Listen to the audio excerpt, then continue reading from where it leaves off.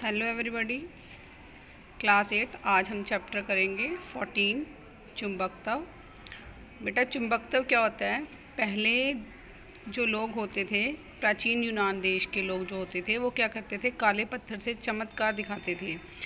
तो वो जो पत्थर होता था वो एशिया के मैग्नीशिया नगर में पाया जाता था, और इस नगर में मिलने के कारण ही इसका नाम जो था मैग्नेटाइट पड़ा था। अंग्रेज़ी में हम इसको मैग्नेट बोलते हैं और हिंदी में हम इसको चुंबक बोलते हैं। तो जब भी कोई लोहे का टुकड़ा इसके पास लाया जाता है तो ये चुंबक क्या करता है? उसको अपनी ओर खींच लेता है, यानी कि उसको अपनी ओर आकर्षित करता है। तो सबसे आश्चर्य की बात तो ये है कि जब हम एक लंबा टुकड़ा लें चुंबक का एक लंबा टुकड़ा लें और उसको एक लंबे धागे के साथ बांध दें, तो वो क्या करता है? उसको अगर हम लटका दें स्वतंत्रता पूर्वक, तो उसका उत्तर वाला जो सिरा होता है वो उत्तर दिशा में, और दक्षिण वाला सिरा जो होता है वो दक्षिण दिशा में चला जाता है। यानी कि वो जो है हमेशा उत्तर और दक्षिण दिशा में ही स्थिर रहता है। तो इस गुण के कारण जो लोग थे वो इसका उपयोग किसके लिए करते थे? यात्रा के दौरान अपनी दिशा को ज्ञात करने के लिए करते थे कि हम कौन सी दिशा में जा रहे हैं। तो इसलिए इस पत्थर का जो है हम अग्रम पत्थर भी बोलते हैं या फिर लेड स्टोन भी बोलते हैं। तो अब चुंबक क्या होता है? ऐसे पदार्थ जो लोहे को अपनी और खींचते हैं, यानी कि लोहे को या लोहे से बनी हुई जो वस्तुएं होती हैं उनको अपने और खींचते हैं। जो पदार्थ इनको खींचते हैं उन पदार्थों को हम चुंबक कहते हैं, और जो पदार्थ चुंबक की ओर आकर्षित होते हैं उनको हम चुंबकीय पदार्थ कहते हैं। जैसे चुंबक जो है लोहे को अपनी ओर खींच रहा है, तो जो लोहा होगा वो क्या होगा? वो चुंबकीय पदार्थ होगा। अब चुंबक के कितने प्रकार होते हैं बेटा? चुंबक के दो प्रकार होते हैं, एक तो प्राकृतिक चुंबक और एक कृत्रिम चुंबक। प्राकृतिक जो चुंबक क्या होता है? जो प्रकृति से हमें मिलता है, वो जिस भी शेप में होता है उसी शेप में हमें मिलता है, हम उसकी शेप को चेंज नहीं कर सकते। और जो कृत्रिम चुंबक होते हैं वो मानव निर्मित होते हैं, उनको मनुष्य द्वारा बनाया जाता है। ये देखिए, ये प्राकृतिक चुंबक की एक फ़ोटो दिखाई गई है यहाँ पर। तो प्राकृतिक चुंबक क्या होते हैं? प्रकृति में स्वतंत्र रूप से पाए जाने वाले जो चुंबक होते हैं उनको हम प्राकृतिक चुंबक कहते हैं। इन्हें हम इच्छानुसार आकृति नहीं दे सकते। दूसरा है हमारा कृत्रिम चुंबक। कृत्रिम चुंबक जो होता है वो मानव निर्मित होता है। मानव द्वारा निर्मित चुंबक को हम कृत्रिम चुंबक कहते हैं। इन्हें हम आवश्यकता अनुसार विभिन्न आकृतियाँ दे सकते हैं, और जितना शक्तिशाली बनाना चाहें उतना शक्तिशाली इसको बना सकते हैं। कृत्रिम चुंबक जो होते हैं वो दो प्रकार के होते हैं, एक तो होते हैं हमारे स्थायी चुंबक और दूसरे होते हैं हमारे अस्थायी चुंबक। स्थायी चुंबक कौन से होते हैं बेटा? जिस चुंबक में चुंबकत्व का गुण स्थायी होता है उसे स्थायी चुंबक कहते हैं, यानी कि उसका जो चुंबकत्व का गुण है वो समाप्त नहीं होता। अगर किसी चुंबक का चुंबकत्व का गुण समाप्त नहीं होता उसे हम स्थायी चुंबक कहते हैं। ये जो चुंबक होते हैं ये लोहे के, निकेल, कोबाल्ट आदि के बनाए जाते हैं। इनका चुंबकत्व जो है वो शीघ्र नष्ट नहीं होता है, अतः ये जो है लंबे समय तक उपयोग में लाए जा सकते हैं।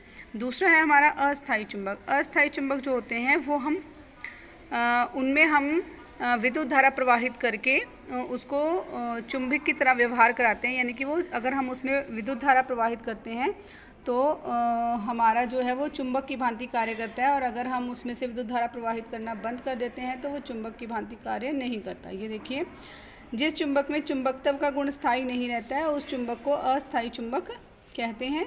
अस्थायी चुंबक जो होते हैं वो नरम लोहे से बनाए जाते हैं, और जो ज़्यादातर अस्थायी चुंबक जो होते हैं वो नरम लोहे के चारों ओर लपेटे गए चालक तार की कुंडली में विद्युत धारा प्रवाहित करके बनाए जाते हैं। ये देखिए, ये क्या किया हुआ है?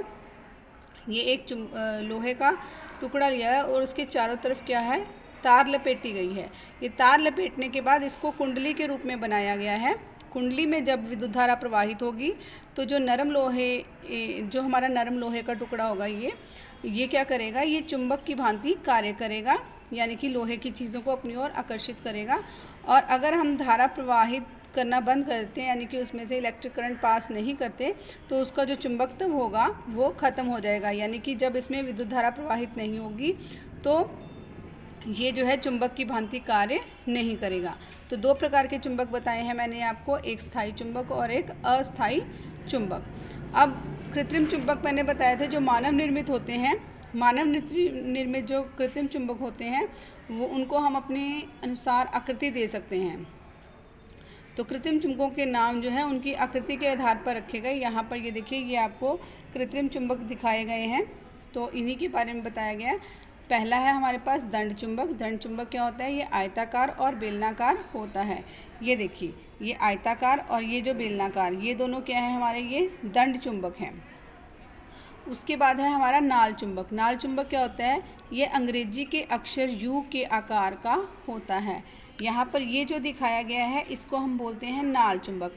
इसका नाल चुंबक क्यों बोलते हैं? घोड़े के पैर में जो नाल लगाई जाती है वो इसी शेप की होती है, तो इसलिए इसको हम बोलते हैं नाल चुंबक।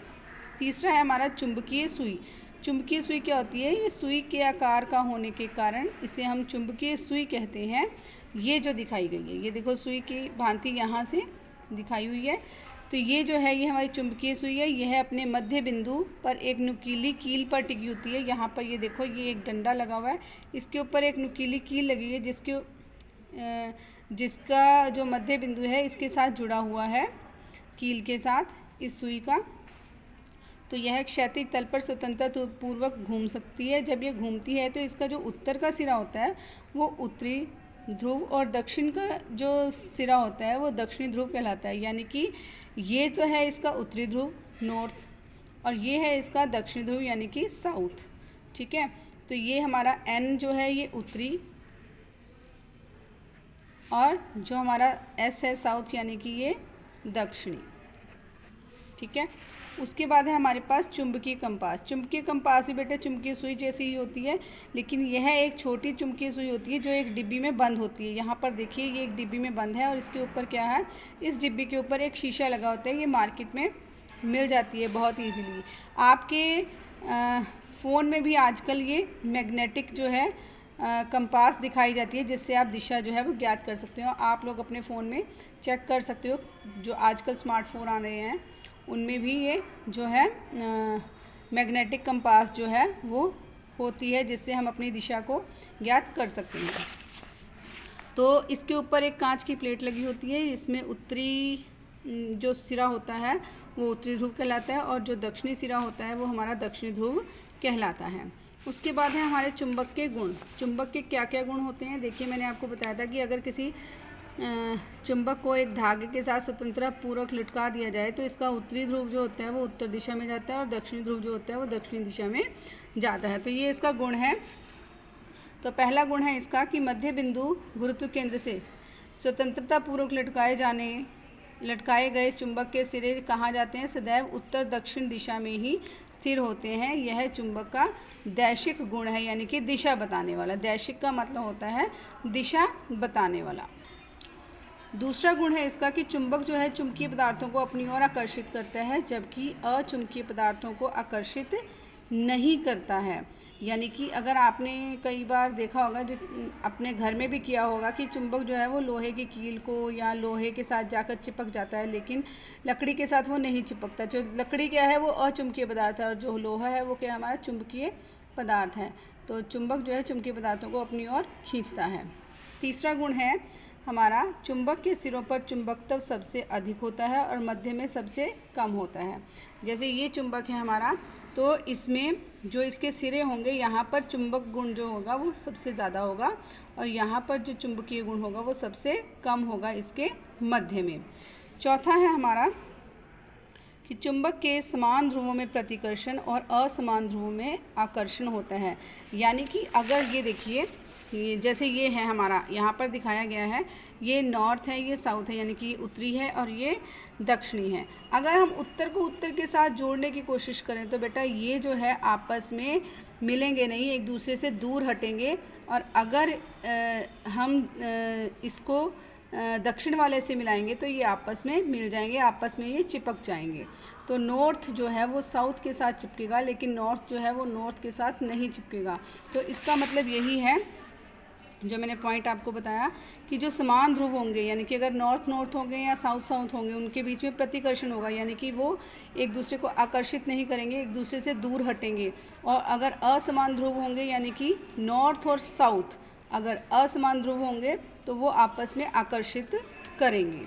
उसके बाद नेक्स्ट है इसका कि चुंबक में सदैव दो ध्रुव होते हैं, एक उत्तरी ध्रुव और एक दक्षिणी ध्रुव। हम इन ध्रुवों को कभी भी एक दूसरे से अलग नहीं कर सकते। क्यों नहीं कर सकते बेटा? देखो, जैसे ये हमारे पास चुंबक है तो ये नॉर्थ है और ये साउथ है। जब हम इसको बीच में से काट देंगे तो नॉर्थ यहीं रहेगा और यहाँ पर साउथ हो जाएगा और इसका साउथ यहाँ पर रहेगा, ये नॉर्थ बन जाएगा। यानी कि ये देखो, अगर हमने बीच में से काट दिया तो दो बन गए, दोनों के नॉर्थ भी बन गए और साउथ भी बन गए। जो साउथ है उससे जो ऑपोजिट वाला होगा वो नॉर्थ बन जाएगा, जो नॉर्थ है उसके ऑपोजिट वाला जो होगा वो साउथ बन जाएगा। तो चुंबक के दो ध्रुवों को हम कभी भी अलग नहीं कर सकते। अगर हम इनको बीच में से काटते जाएंगे तो इनके दोबारा से दोनों ध्रुव बनते जाएंगे। तो आज बेटा मैंने यहाँ तक करवाया है आपको चुंबक के गुण। कल आप यहाँ तक करके आओगे, उसके बाद हम नेक्स्ट वीडियो में करेंगे।